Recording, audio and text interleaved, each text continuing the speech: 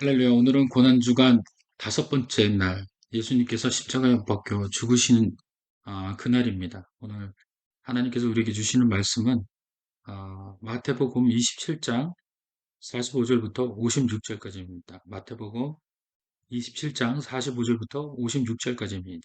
제가 봉독하도록 하겠습니다. 제6시로부터 온 땅에 어둠이 임하여 제9시까지 계속되더니 제9시쯤에 예수께서 크게 소리질러 이르시되 엘리 엘리 라마 사막다니 하시니 이는 곧 나의 하나님 어찌하여 나를 버리셨나이까 하는 뜻이라. 거기서 어떤 자 중 어떤 이들이 듣고 이르되 이 사람이 엘리야를 부른다 하고 그 중에 한 사람이 곧 달려가서 해면을 가져다가 신포도주에 적시어 갈대에 깨어 마시게 하거늘 그 사람은 그 남은 사람들이 이르되 가만두라 엘리야가 와서 그를 구원하나 보자 하더라. 예수께서 다시 크게 소리 지르시고 영원히 떠나가시니라.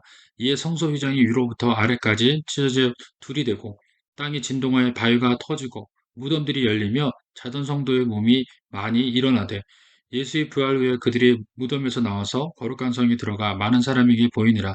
백부장과 및 함께 예수를 지키던 자들이 자신과 그 일어난 일들을 보고 심히 두려워해 이르되 이는 진실로 하나님의 아들이었다 하더라. 예수를 섬기며 갈릴리에서부터 따라온 많은 여자가 거기 있어 멀리서 바라보고 있으니 그 중에 막달라 마리아와 또 야고보와 요셉의 어머니 마리아와 또 세레베대의 아들의 어머니도 있더라. 아멘. 자, 오늘 말씀의 은혜는 죽음으로 승리하신 예수님이십니다. 그래서 예수님은 이 땅에 오셔서 행하신 사역 중에 가장 중요한 사역이 있습니다. 그것이 무엇이냐면 십자가 사역이었죠.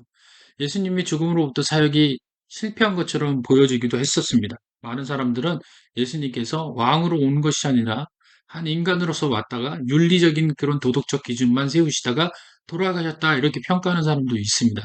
그러나 십자가의 놀라운 능력 안에는요, 두 가지 큰 은혜들을 발견할 수가 있습니다. 첫 번째는 뭐냐면요, 하나님과 교제할 수 있는 은혜가 우리에게 열렸다라는 것입니다.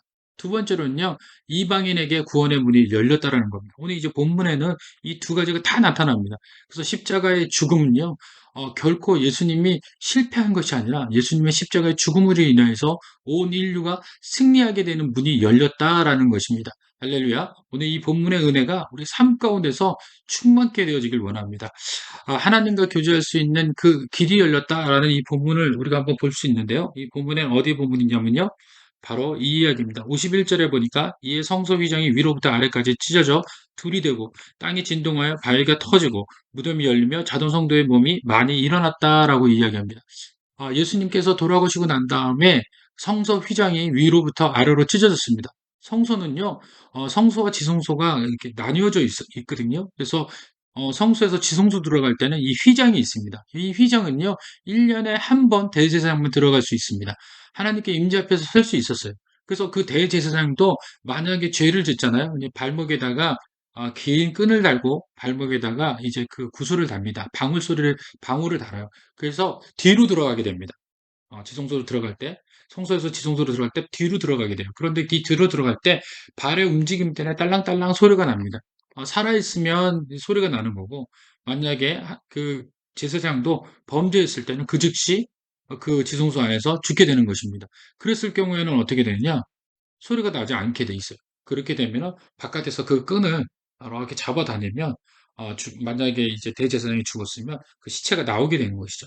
이처럼 이 지성소 안에 들어가는 것은 굉장히 위험하고도 또 하나님 앞에 온전한 은혜로 나가야 되는 것입니다. 그러니까 예수님이 돌아가시기 전까지만 해도 이 성소 지성소에는 늘 이 휘장이 가로막혀 있었다는 것입니다. 그래서 하나님과 교제할 수 있는 시간이 1년에 단 한 번, 그것도 정결한 예식을 다 거치지 아니하면은 그럴 수 없었다. 그렇게 되어 있었던 거죠. 교제문이 완전히 막혀 있었던 겁니다. 이 땅의 죄인들이 죄를 대속해 주신 예수님의 공로를 힘입어 이제 하나님에 나아갈 수 있는 그를 보장받았던 게 바로 예수님의 십자가 때문이었다. 그래서 십자가로 돌아가시고 난 다음에 성소 휘장이 위에서부터 아래로 찢기게 된 겁니다. 근데 왜 성소 휘장이 위에서부터 아래로 찢겼을까요? 밑에서 위로 찍겠다는 것은 누군가 인위적으로 했다라고 할 수 있습니다. 근데 성소 위장이 위에서부터 아래로 찢어졌다는 것은요, 온전히 하나님께서 그렇게 하셨다라는 것입니다. 그러니까 십자가의 죽으심으로 예수님으로 인해서 하나님께서 정권으로 직접적으로 이제 하나님과 우리의 교제가 이루어질 수 있다라고 그 지성소에 있는 성소 휘장을 찢으신 둘로 나누게 되는 것입니다. 어, 곧 예수님이 십자가에 못 박혀서 둘로 쪼개지신 것처럼 십자가에 못 박혀 주신 것처럼 성소 휘장도 예수님의 몸처럼 위에서부터 아래로 찢어지는 구원의 길이 열리게 되는 그런 역사가 있게 되는 겁니다. 그래서 하나님과 친밀한 교제를 나누게 되고요. 지금도 우리가 이제 그 교회 안에서 우리 교회 안에서도 성소의 휘장이 있지 않잖아요. 우리는 재단과 그다음에 단 안에 있는 우리 성도들이 앉을 수 있는 그 구역이 나뉘어 있지 않잖아요. 이렇게 합해져서 같이 예배를 드릴 수 있게 됐잖아요. 이것이 바로 예수님이 십자가에 못 박혀 죽으심으로 우리가 얻게 된 은혜다라는 것입니다. 그래서 이제는 우리가 누구를 통하여서 또는 우리가 예를 들자면 그 지성소로 들어가려면 우리 재물을 바쳐서 들어가야 되는 그런 번거로움을 다 한 번에 해결하시고 우리가 언제든지 하나님 앞에 나와서 예배드리면 언제든지 하나님은 말씀을 들으시고 또 우리에게 은혜를 허락하신다. 그래서 성소 휘장이 찢어짐으로 인해서 하나님과 교제할 수 있는 은혜가 생겼다라는 것입니다. 두 번째는요, 이방인에게 구원이 열렸다라는 겁니다. 오늘 본문에 보니까 그 30절, 33절에 보니까 예수의 부활 후에 그들이 무덤에서 나와서 거룩한 성에 들어가 많은 사람이 보이고 백부장과 및 함께 예수를 지키던 자들이 지진과 그 일어난 일들을 보고 심히 두려워하여 이르되 이는 진실로 하나님의 아들이었도다 하더라. 예수를 섬기며 갈릴리 보러 하는 여자들과 거기 있는 많은 사람들이 함께 그 모습을 지켜봅니다.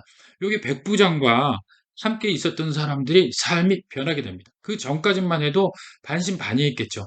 그러나 많은 그 예수님이 십자가에 못 박혀 죽으시고 난 다음에 부활의 사건으로 해서 땅이 진동하고 또 휘장이 위에서 아래로 찢어지고 바위가 터지고 무덤들이 열리는 모습들이 이들에게 보이기 시작합니다.